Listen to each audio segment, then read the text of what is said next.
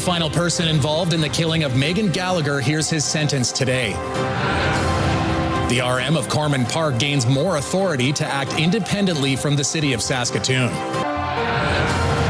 And an agreement between Catholic schools and Wanuskewin to promote land-based learning. This is CTV News with Chantel Saunders. Good evening and thanks for joining us. Chantel is off tonight. I'm John Flatters. It was an emotional day at Saskatoon's Court of King's Bench. The final person convicted in the killing of a Saskatoon woman has been sentenced. Stacey Hine has more on the sentence and what it means for the victim's family. Family and friends of Megan Gallagher hold each other tightly after the final sentence was handed down. We don't have to go to court anymore. Our lives will change dramatically, I think. 48-year-old Roderick Sutherland is one of 7 people convicted in Gallagher's 2020 death. During Sutherland's trial, court heard Gallagher died in his garage after being tied to a chair and beaten. Her remains were found 2 years later near the village of St. Louis. Sutherland has been sentenced to 7.5 years in prison, 5 years for manslaughter and 2.5 years for offering an indignity to human remains. With credit for time under release conditions, he will serve 5 years behind bars. Sentencing in circumstances where there's been a loss of a life is very difficult. You can't put a value to a life, but we think that the judge did a good job of balancing all the factors that he was required to do so. I think the decision today recognizes, as we have always argued, that Rod Sutherland was integral in ensuring that Megan Gallagher was confined in that garage and ultimately killed. Gallagher's father says the sentences in this case don't match the brutality of her death. The truth about the sentences doesn't reflect that. Her mother voices frustration with the justice system. To all Indigenous women and men, you will not find justice in the legal system. Do what you can to protect yourselves and speak out and help us reform the system. Gallagher's family is remembering her as selfless and caring. She wanted the best for everybody and those around her. She loved everybody as if they were family. Looking ahead, Gallagher's family says they plan to start a foundation in her honor to advocate for victims and amplify their voices. Stacey Hine, CTV News, Saskatoon. Researchers at the University of Saskatchewan say a new blood test could change how Parkinson's disease is diagnosed. As Carla Shinkerick found out, it may identify aggressive forms of the disease in minutes, potentially years earlier than current methods. Cost-effective and very rapid. Researcher Chris Phoenix boasts about his breakthrough research into Parkinson's disease happening here at his lab at the University of Saskatchewan. These little fluorescent probes are called to measure the enzyme in living human cells. And so we're using that as a sort of diagnostic aid to identify Parkinson's with particularly aggressive symptoms. This work could transform how doctors detect Parkinson's disease. Human cells express about 40,000 different proteins, and we got really lucky that our best fluorescent probe that we developed here, it reacts with only one protein. And it took us years to prove that it's only that one protein, but we were able to do it. The team of about 12 have developed a simple blood test designed to spot the most aggressive forms of the illness fast. Physicians can use that. They know that this will be difficult to manage. They can start treatments earlier. And the benefits don't stop there. Our chemical tools are really suited to help develop next generation drugs. Parkinson's is a neurodegenerative disease that damages dopamine-producing cells, leading to tremors, stiffness, and often cognitive decline. But testing the brain directly is difficult. So Phoenix and his team turned to the blood. You know, we invented this test. We invented the molecules made in Saskatchewan for Saskatchewan Parkinson's patients. So everything was made from scratch. For Phoenix, the work is also personal. He says watching his grandmother live with Parkinson's inspired him to pursue this research. He's hoping human trials can begin as early as this summer. Carla Shinkerick, CTV News, Saskatoon. Some big changes could be on the way for the RM of Corman Park. A historic decision from the province is putting the future in the hands of local decision makers. Keenan Sorokan reports.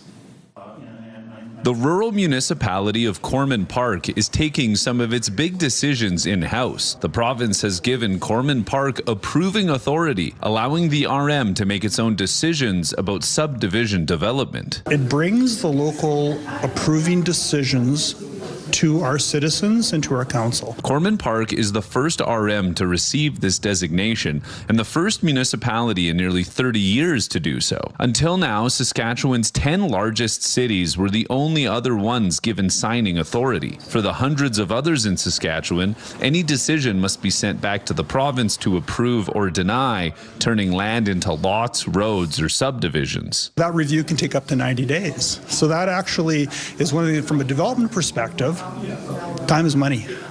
And be able to come back and say, that decision's made, we can get moving. And that is just huge for us. The authority has already made for plenty of extra work at the RM office. The province handed over more than 40 applications it was already working on.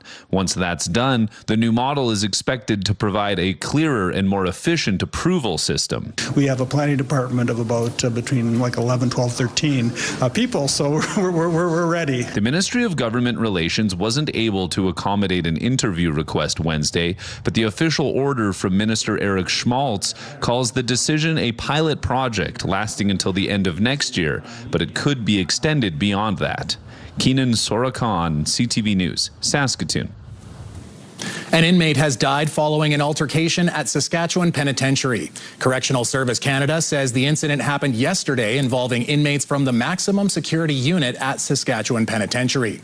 Horace Bear, an inmate involved, died while in custody. He was serving a sentence of just over 2 years and 9 months.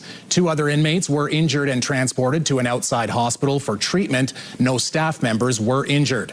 The maximum security unit was locked down and operations were modified to ensure the safety of staff and inmates, and for RCMP and Correctional Service Canada to conduct an investigation.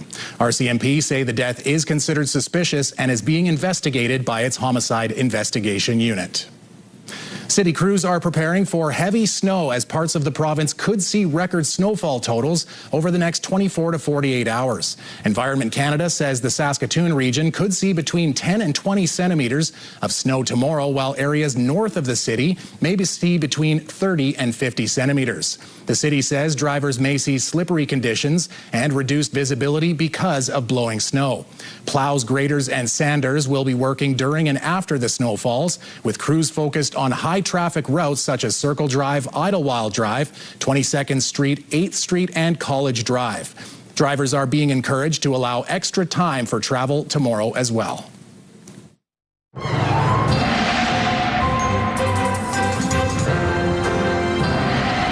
Well, that's probably not the news everybody was hoping for, but it's the deal or the cards we've been dealt, Jeff. It most certainly is, and believe me, it's like, you know, in blackjack, you don't take on the dealer. The dealer in this case is Mother Nature. Yes, we've got this robust low. I keep calling it robust because that's exactly what it is. It's a big and strengthening low moving up out of Montana, so slow and strong, and yeah, it's coming up out of the US of A, and it's making its way into Saskatchewan, ultimately into Manitoba, but really it is the strong winds, the counterclockwise rotation around the low, all of those things taken together along with the moisture-laden air, the cold Arctic air, it is making for a messy situation. As John mentioned earlier on, we could see record-breaking snowfalls, and we'll talk about all of that later on. A memorandum of understanding was signed today in the hopes of continuing to innovate education in Saskatoon.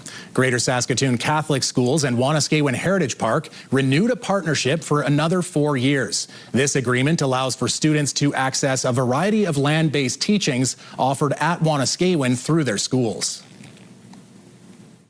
where they can come out to the park, they can participate in programming, guided walks, might be art programs, it might be opportunities to learn from storytellers or knowledge keepers, elders, and all that can happen here at Wanuskewin. Students from Saskatoon Catholic Schools were at the park today for Earth Day activities.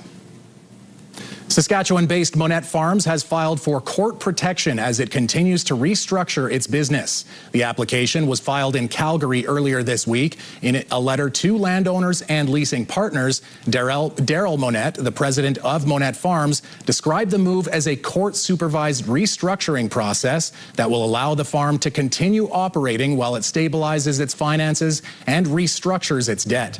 Monet owns and leases more than 400,000 acres of farmland and is one of the largest private farming operations in the world.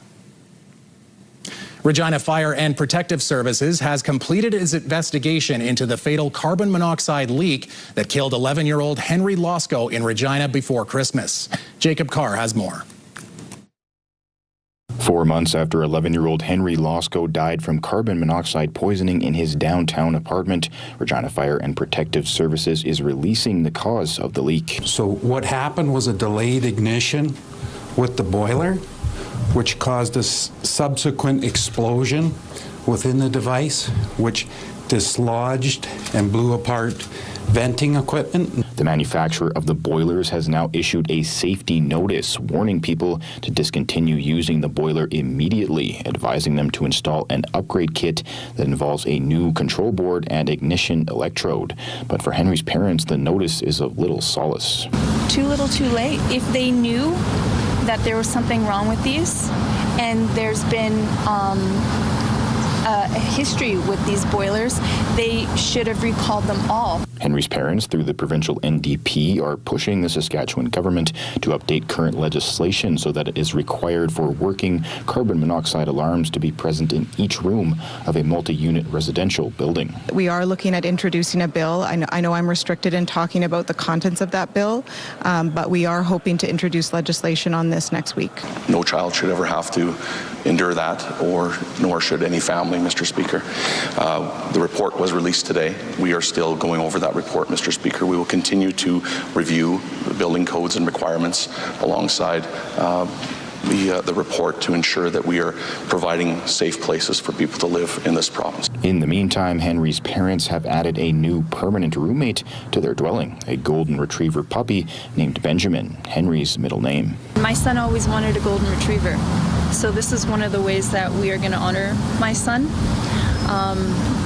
And we're happy, even though our sadness, he can feel our sadness. This puppy feels our sadness. Henry's parents say they have hired a lawyer and are looking to not only change carbon monoxide legislation, but also create laws that more severely punish violations of building codes and laws. Jacob Carr, CTV News, Regina.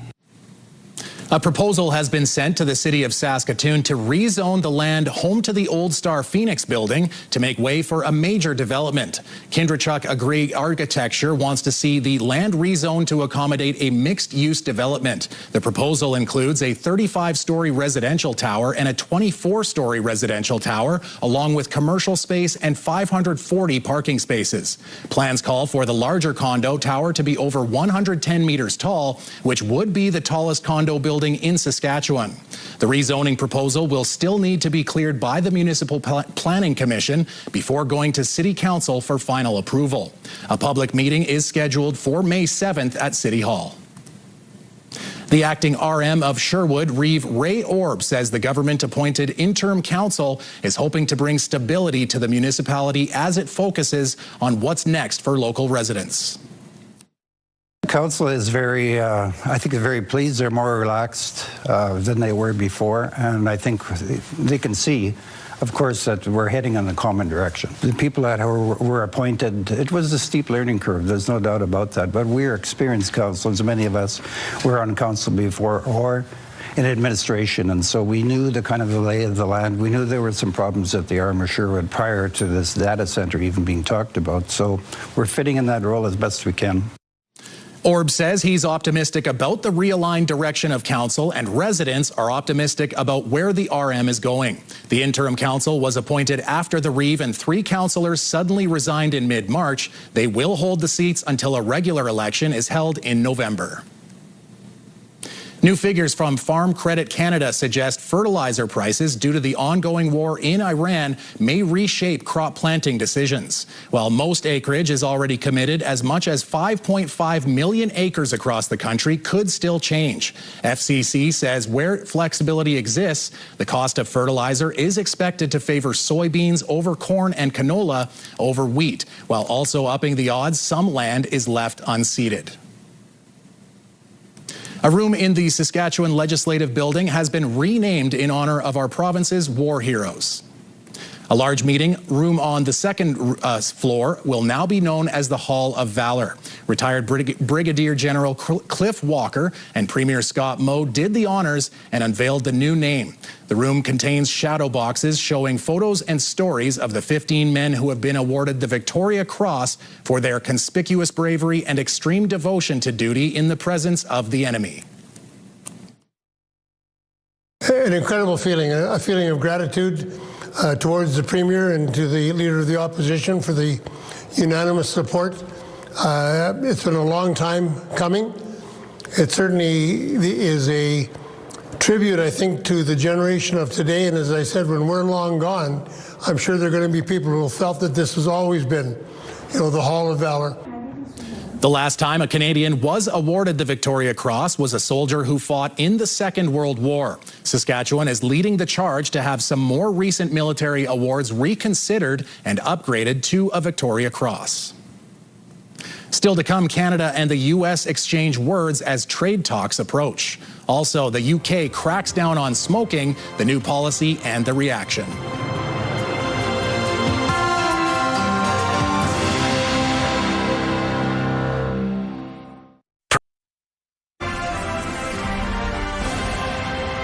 You're watching CTV News live from downtown Saskatoon. Thanks for staying with us.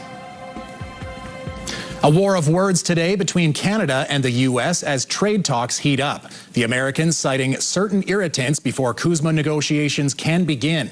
The Prime Minister says we have some on our side as well. Here's Mike LeCouture on the sticking points and what it means for the deal. They just treat us unfairly at every margin they possibly can. The U.S. Commerce Secretary describing the trading relationship with Canada to fellow American lawmakers. And Howard Lutnick once again brought up a key gripe. It is outrageous that Canada will not put U.S. spirits on the shelf. It is insulting. Prime Minister Mark Carney pushed back on any suggestion that Canada has to make concessions to get back to the negotiating table. It's not a case of the United States dictates the terms. We have the negotiation. We can come to a mutually successful outcome. It will take some time. A prudent strategy, according to this trade lawyer. I think where Canada is drawing a line right now is this idea that we're going to give away the house before we even sit down to negotiate. And that puts negotiators in a very difficult situation. The U.S. has already outlined other irritants, including limited American access to the Canadian dairy market and the Online Streaming Act, which brings American platforms under Canadian broadcast rules. We've made some counter proposals, which they're aware, and the time will come to really roll up our sleeves. At the powerful House Ways and Means Committee, U.S. Trade Representative Jameson Greer said the bigger issue is that the two countries have opposing philosophies on trade. They're doubling down on globalization when we're trying to correct for the problems of globalization. So those are two models that don't fit together very well. Canada's approach could become more clear tomorrow at the Parliamentary Committee on Foreign Affairs. That's when we'll hear from Canada's ambassador to the U.S. for the first time. Mike LeCouture, CTV News, Ottawa. A landmark and bold policy decision in the UK to impose a lifetime smoking ban on those born after 2008. The tobacco and vaping bill must still get royal assent, and questions are still being asked about enforcement. Annie Bergeron-Oliver on the generational ban and whether Canada will take note. The United Kingdom is looking to create its first smoke-free generation. It is, in fact, the biggest public health intervention in a generation, and I can assure all noble lords it will save lives. Lawmakers in the UK have passed a new bill that will introduce a lifetime ban on buying cigarettes for anyone born after 2008. The aim to prevent youth from developing nicotine addictions. It's a step in the right direction, and we're really encouraged to see this, hoping that officials in Canada will take note and see what can be done here within our borders to address smoking. Smoking is the leading cause of preventable death, illness, and disability in Canada. The latest data shows 12% of Canadians aged 15 and older currently smoke cigarettes. Most started before the age of 18. When it comes to vaping, 10% of Canadians aged 20 to 24 and 6.7% aged 15 to 19 report vaping every day. There's not many things, if anything, that smoking is not going to drastically make worse, which is why I often say smoking is the most harmful thing that you can do for your health. Quitting is the best thing you can do for your health. The federal government has been asked to consider a very similar proposal before, but so far it hasn't made any moves. Experts hope the UK's bill will change that. It does have the potential to have a huge impact long term. We are at lower smoking prevalence than we were historically. It makes it more feasible. Federal law currently prohibits the sale of tobacco products to anyone under the age of 18. And many experts say to further bring down smoking rates, that age should be pushed to 21. Annie Bergeron-Oliver, CTV News, Ottawa. After backlash from the public immediately took off, Ontario Premier Doug Ford says the private jet recently purchased by the province has been sold. We sold the plane for the same price right back to Bombardier and said, okay, you take it back. Anyways, here nor there, it's done. I'm flying, commercial, or we'll fly on the little puddle jumper that the OPP has. We don't need. Ford made these comments during a fireside chat at a conference today. The province had purchased a 2016 Challenger 350 Bombardier jet on Friday. The decision faced swift opposition and Ford quickly reversed course. However, he continues to outline the benefits of having a plane for the Premier's office. Exactly 1 month after that deadly Air Canada Express crash at LaGuardia Airport, we're learning of another near miss involving another plane at New York's JFK Airport. Hey, Brickyard 4, you have traffic left your right side immediately. It's safe at 2,000 feet, sir. It's all above you now. We're correcting. Brickyard 4 to 464. The Federal Aviation Administration says on Monday an American Airlines regional jet missed its approach path and flew too close to an Air Canada Express plane that was cleared to land on a parallel runway. It says both crews responded to onboard alerts. The agency is investigating. Today is Earth Day, and around the world, people are marking it by recycling electronics, turning off lights, building seawalls, or planting to protect drowning islands. In Prince Edward Island, farmers are pushing back their hay harvest to help a threatened songbird. Maria Saru is at one of those farms. Walking their dogs in the morning is when the Mathesons start to notice the bobolinks are back. The couple farms more than 300 acres, and about 25 of them, including this field, are dedicated to delayed cutting. This is our normal spring growth right now, but in the summer, the hay is about 2 feet high, and the bobolinks nest right down on the ground. This is what it'll look like a few months from now. Across the island, nearly 60 landowners are holding off on their first cut of hay to give chicks more time to grow. Bobolinks have been listed as threatened under Canada's Species at Risk Act since 2017. And a federal status report says their numbers fell about 73% from 1970 to 2019, with habitat loss as one of the main reasons. They love to sit and sing, and they love this tree. It's not just happening here. Similar efforts to protect bobolinks are underway in other provinces, including Quebec and Ontario. Doing this can affect a farmer's bottom line. The Mathesons sell square bales to horse owners across the province. To help offset losses, PEI's Alice program offers about $25 an acre per year. By supporting them, we're bringing back that habitat while not taking it out of agricultural production. So it's really a beautiful example of coming together, people and nature. Canada is home to about a quarter of the global bobolink population during breeding season. So what happens in fields like this matters beyond one farm and even Canada's borders. They're just fascinating, and they're fun to watch. The Mathesons will hold off on cutting all this grass until mid-July or whenever the bobolinks leave the field. Maria Sru, CTV News, Albion Cross, Prince Edward Island. All right, Jeff, time to check in on what the skies are doing once again. Nothing nice. It's like we got ourselves, right now it's some places it's raining, and some places it's threatening to snow, and some places it's gray. So we're dealing with just gray right now. But let's take a look and see what we've got going on currently in Saskatoon. Saskatoon, Prince Albert, and the Battlefords. So right now, cloudy in Saskatoon, some rain in both Prince Albert and the Battlefords. And as you can see, the wind is really starting to pick up in the Prince Albert and Saskatoon areas, starting to catch up to those two locations, the Battlefords. You can see the temperatures, 8 degrees in Saskatoon, 2 in Prince Albert, and 5 in the Battlefords. Saskatoon's almanac, well, it's a little deceiving in some respects because it seemed kind of gray and not so great today, but 12 degrees was the high, but it was windy, and that made a big difference. 13 is typical for this time of year, the record warm temperature, 25 degrees in 1933, minus 19, the cold temperature record from 1893 again, and the sun came up at 5:55 live. That was for my current boss, who used to be my old boss. There you go. Anyhow, and 8:16 is when the sun is going to go down. All right, Jeff, coming up, a young girl's drawing gets royal reviews. The artwork getting a lot of attention and even a royal response.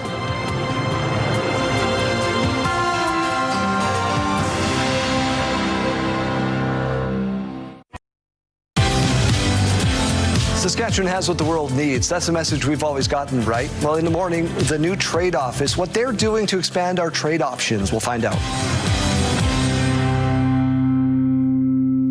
Okay, looking through the live lens of Skycam, looks not too bad. Well, those things are about to change. We roll into the next few hours, and then we're going to be dealing with rain changing to snow, and then the snow is just going to continue to fall. So let's take a look at our satellite and radar shot here, just once again to remind us that, yes, we have this big low. You can see that counterclockwise rotation. It is continuing to move up through Montana. It's already impacting other parts of our province and neighboring provinces as well. It's got a huge wingspan. It's robust, it's strong, so yes, it's making a big impact. So let's take a look and see what we've got going on with our numbers just to recap. So 8 degrees right now in Saskatoon, 2 in Prince Albert, and 5 in the Battlefords. Raining right now in Prince Albert and the Battlefords. As we take a look at our hotspot today, Coronach, 29 degrees. I do believe that is the national hotspot as well. Stony Rapids, the cold spot at minus 12 degrees. Around the province we go. 0 degrees in Lloydminster, but it jumps up 24 degrees. That's what it is in Swift Current right now. 24, 21 in Moose Jaw, 23 in Estevan, 19 in Regina, 10 degrees cooler at 9 in Yorkton. Into central parts of our province, temperatures ranging from 1 on the plus side in Melfort and Meadow Lake up to 13. That's in Rosetown. Lots of other places in the single digits right now. Up north, well, just south end on the minus side of things, but darn close to that. Buffalo Narrows, Key Lake, and Collins Bay, all in at 0 degrees. 2 degrees in Stony Rapids and Sandy Bay, Island Falls. And down south, everyone on, well, not everyone. Melville's at 9 degrees. Otherwise, we're looking at double-digit temperatures and into the 20s for Assiniboia, Weyburn, Coronach, East End, and Carlisle. Look at that, Coronach, 27 big degrees, so it's been quite warm in the Southland. So here is that computer modeling indicating that low bullseye. You can see migrating up out of the Dakotas into southern Manitoba, but on the backhand side of that, it is strong and it is powerful, and it is delivering a lot of snow. Look at that. Look at the amount of snow. It goes from northern North Dakota and Montana all the way up to the Northwest Territories, and certainly a whole lot of our province involved in that. This is like a Dolly Parton warning map. Yeah, it's the coat of many colors. Look at this. We have around the Meadow Lake and the Lloydminster area, rainfall warnings up to 25 millimeters. Then we get into that that other shade of green. That's a winter storm warning. Above that, the white snowfall warnings. That also has impact on Saskatoon and Prince Albert and Point South. And then down in southern Saskatchewan, purple, that is a wind warning. We could see wind gusts up to 90 kilometers an hour. It's not pretty, and freezing rain as you get into Manitoba. So Stony Rapids, Buffalo Narrows, and Key Lake all expecting could be in the area. Most of the snow is going to fall tonight, but some of these locations will see another 10 centimeters tomorrow. We've got a snowy situation for Spirit Wood and Meadow Lake tomorrow. Windy conditions will be the big deal for Kindersley and Rosetown. Expecting substantive snow in Outlook and Swift Current. Windy conditions under cloudy skies in Maple Creek and Leader. And we've got ourselves a pretty messy situation in southeastern Saskatchewan with rain and snow and a rain-snow mix. And yes, it's just a lot to deal with. And that wingspan of that storm certainly impacting east central Saskatchewan as well. Dropping down to 0 degrees tonight, rain changing to snow for the Battlefords, 2 to 4 centimeters of snow tomorrow with windy conditions. And then as we roll into Friday, the snow sticks around, and that's true of Saturday as well. We don't get back to seasonal temperatures until Wednesday, and those are barely seasonal. For Prince Albert, rain tonight with a risk of freezing rain, about 15 centimeters of snow, maybe more tomorrow with windy conditions, 0 for a high. Heading into Friday and Saturday, expecting more snow, actually a little bit lingering into Sunday now, and then getting up to 8 degrees by Wednesday. That's still below seasonal. Rainy and windy conditions, might even see rain changing to snow with a risk of freezing rain in the Saskatoon area. 1 degree with 5 to 10 centimeters of snow. Let's revise that. Let's make that 10 to 15 and windy conditions on Thursday. And then as we roll into Friday, an additional 10 centimeters of snow. My back is already hurting. And yes, we do get out of the snow on Sunday, and temperatures return close to but slightly below seasonal values by Wednesday.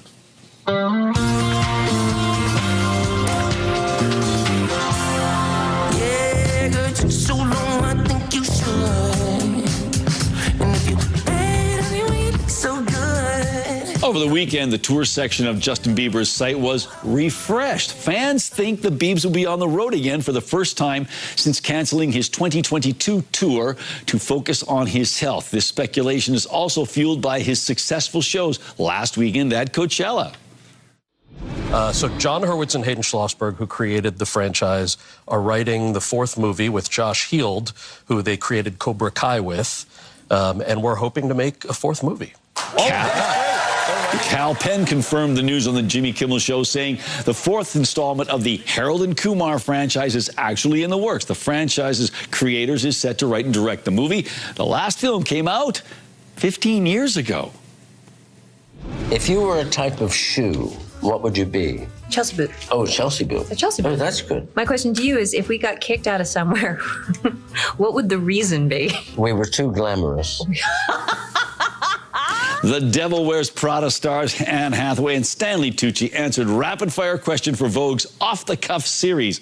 They chatted about their favorite shoes, the first time they met, and Runway magazine. This duo will be back on the screen together May 1st for The Devil Wears Prada, the sequel.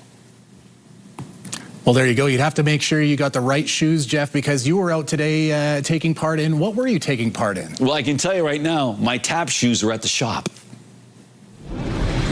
It's Miss Donna and her girls. Can you feel it? Why? Because we've got the Pure Energy. Pure Energy Dance Company is celebrating 50 years, and they've got a big celebration coming up, and they may want you to be a part of it. So first of all, Miss Donna, why did you've been doing this for 50 years. What kept you doing this for 50 years? I've been incredibly lucky over all these years. I've had so many students that I've been able to foster and grow their dance education, and we still have some of these students coming back with their children, and that is such an honor and a privilege. And over all these years, I've had both my daughters, Carrie Ann and Coralie, to be by my side, and that is the most wonderful thing I can mention is having them beside me.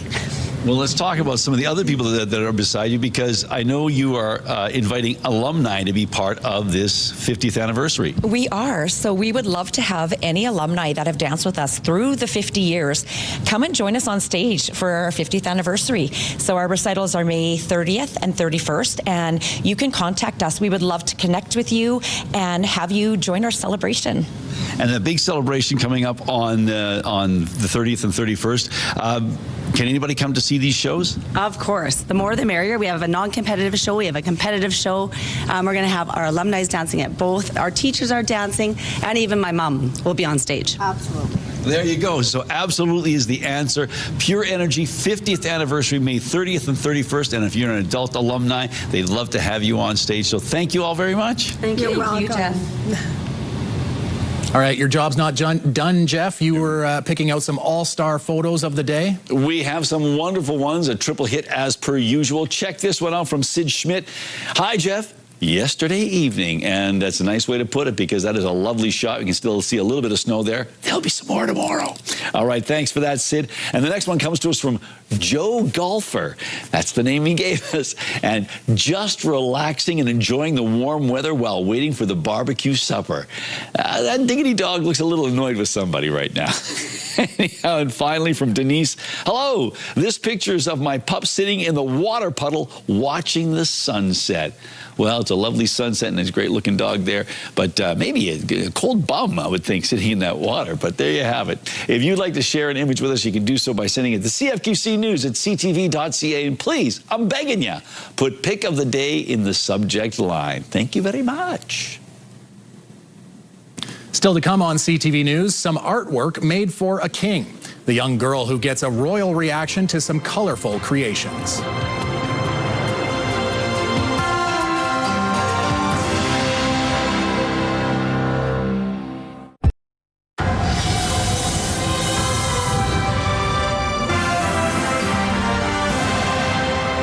A young girl's passion for drawing, has paid off with a royal surprise. It came after she sent some of her art to Buckingham Palace. Karis Mapp reports.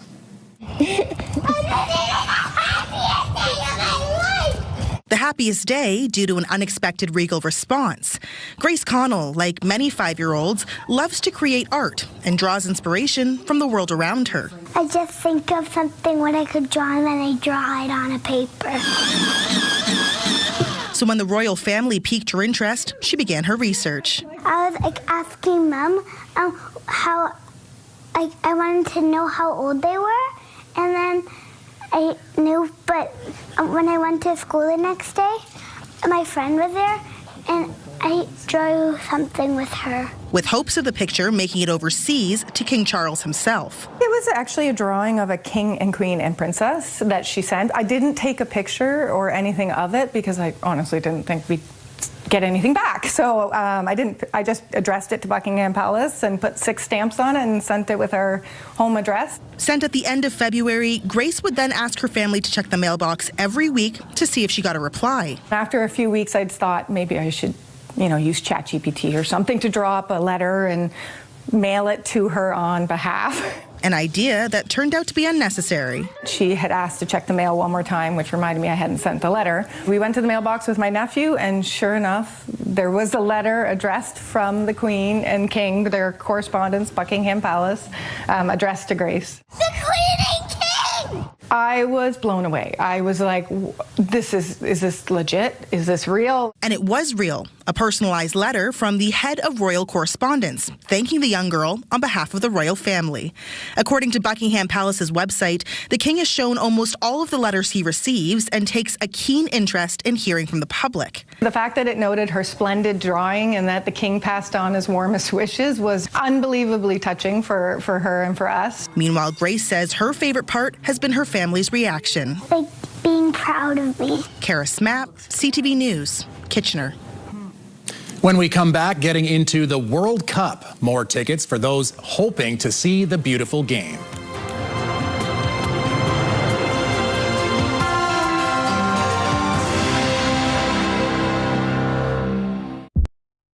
Welcome back, and have I got news for you? Yes, exactly. It's going to continue to be snowy. And as we've been talking about earlier on, some places could see up to 20 centimeters of snow. It all depends on the direction the system's taking, but it's certainly casting a wide net across not just Saskatchewan, Alberta, and Manitoba. So it's a messy one. So let's go around the horn here. -1 for Meadow Lake, 1 in Lloydminster, -2 for Spiritwood, 2 in Outlook in Kindersley.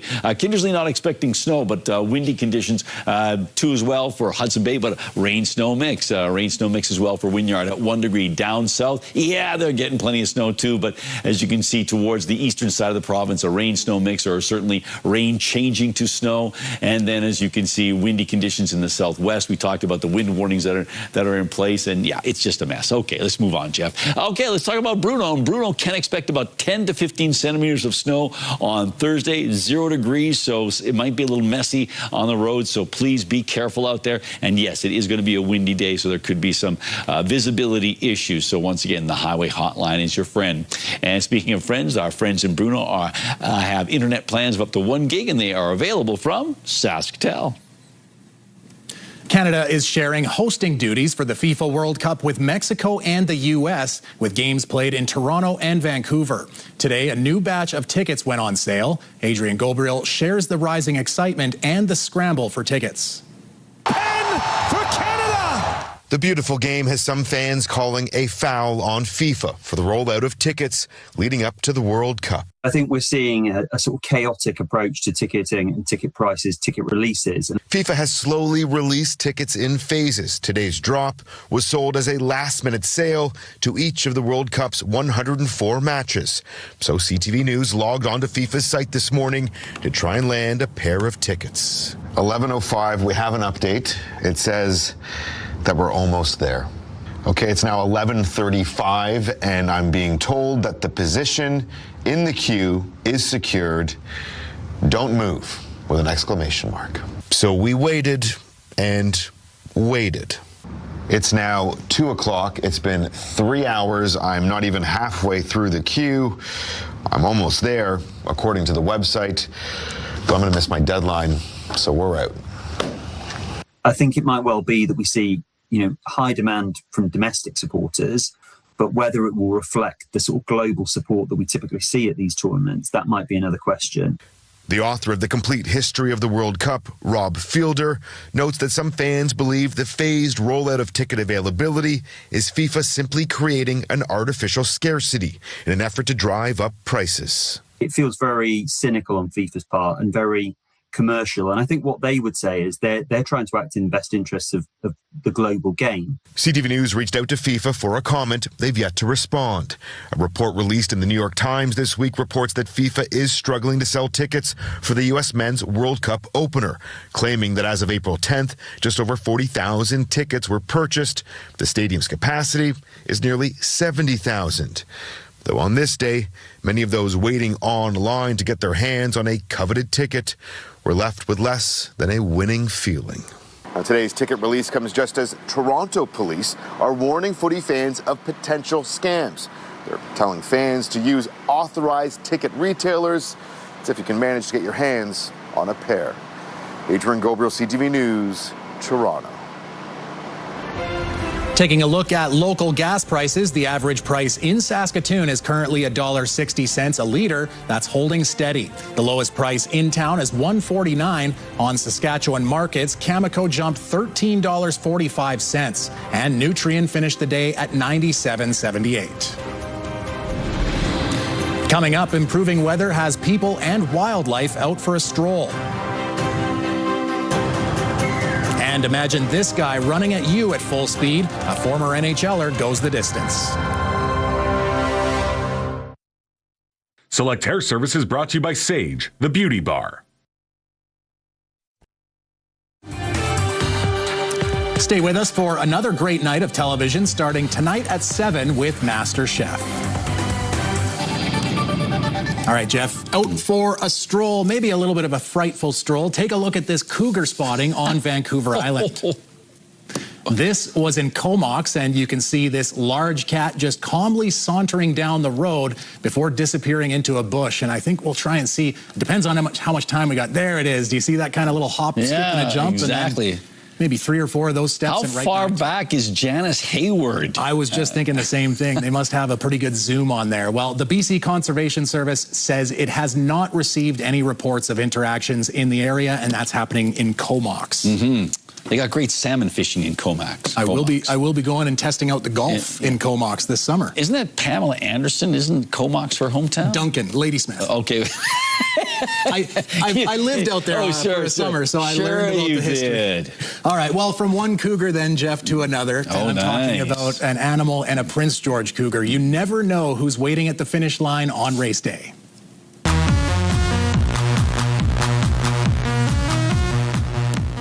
That's Boston Bruins legend Zdeno Chara receiving his Boston Marathon medal from fellow hockey players and Olympic medalists. Players from PWHL Boston Fleet greeted him at the historic finish line on Monday. It was his 3rd consecutive time completing the Boston Marathon, and he pulled double duty, Jeff. He fired off the starting gun before jumping in the lineup to run. So that's pretty cool. double duty for the former, and like I said, former Prince George Cougar. Okay, So all right, go. great. Okay, so there's a connection there as well. So good for him. And it's not easy to get into the Boston Marathon. It's not like you just show up. You got to qualify for that. He probably has a bit of pull. He's got a Stanley Cup ring, and he was always known, though, the crazy thing for being an athlete. So well, fitness, even at 6'9". Good. You make it sound like people who are tall are disqualified from being fit. A little tougher, at least a little bit tougher. That's going to do it for us. Hey, enjoy the snow, folks. Whee!